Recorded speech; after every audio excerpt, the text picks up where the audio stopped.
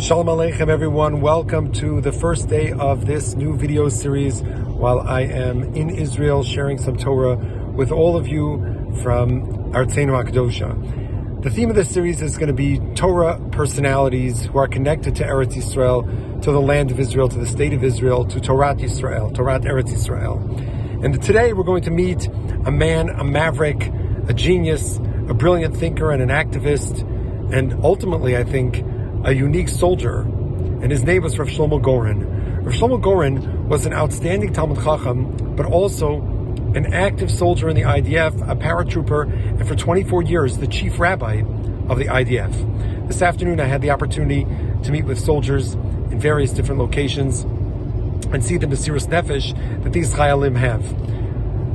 Rav Goren stood at the halachic intersection of military service and Jewish principles. And while he was certainly an innovative and some would call maverick halachic thinker, he had not just an encyclopedic knowledge of halacha, but also a very strong moral sense. Rav Goren wrote a series of tshuvos, of responsa, collected in 3 volumes called Meishiv Melchama.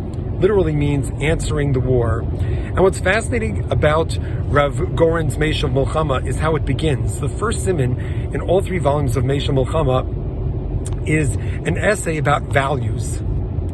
Yes, Rav Goren was a soldier. Yes, Rav Goren was a rabbi of an army. But the beginning volume opens with an essay on the Jewish value of life for all human beings. Rav Goren emphasizes how it is prohibited for soldiers to kill innocent civilians if it's not necessary in the context of war.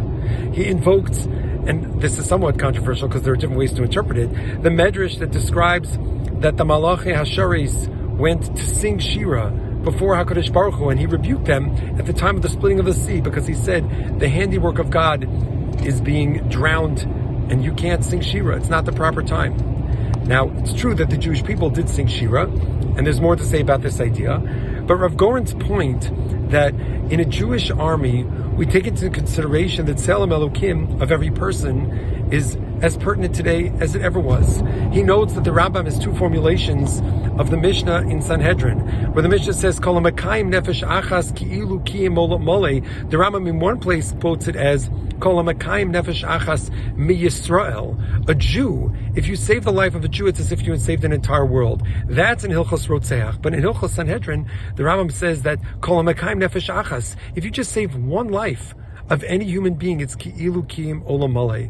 Rav Goren is teaching us that the IDF is an institution that stands with high moral standings, that we are based on a divine guidance, not just the letter of the law, but the spirit of the law that encourages us to appreciate every Tselem Elokim. And therefore, Rav Goren describes, and we see it today, how careful the IDF is to protect innocence.